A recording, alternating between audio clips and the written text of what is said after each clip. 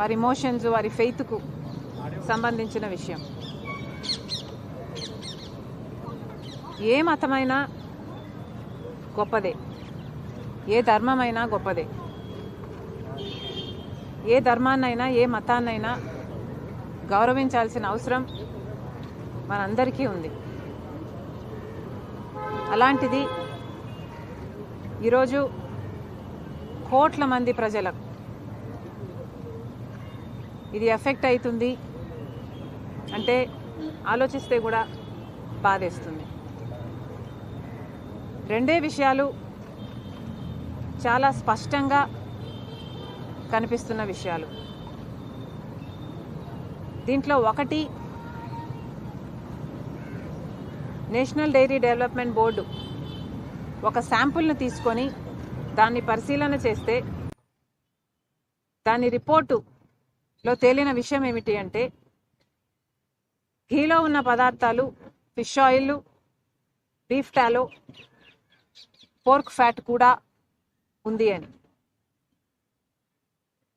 NDDB national dairy development board చెప్పిన report ఇదైతే, ఇంకొక అంశము వీళ్ళు కొనుగోలు చేసిన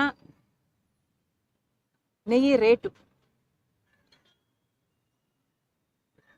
నైవేద్యానికేమో 1600 రూపాయలు ఖర్చు పెట్టారట, కానీ లడ్డూలు తయారు చేసి నెయ్యి కోసం మాత్రం 320 రూపాయలు మాత్రమే ఖర్చు పెట్టారట.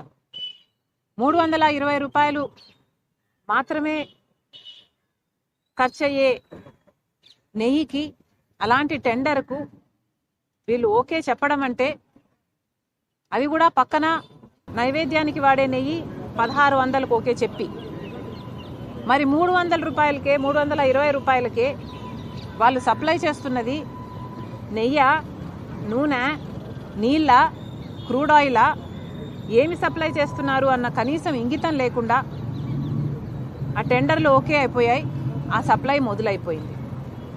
దాంట్లోనే అర్థమైపోతుంది ఏదో తప్పు జరిగింది అని.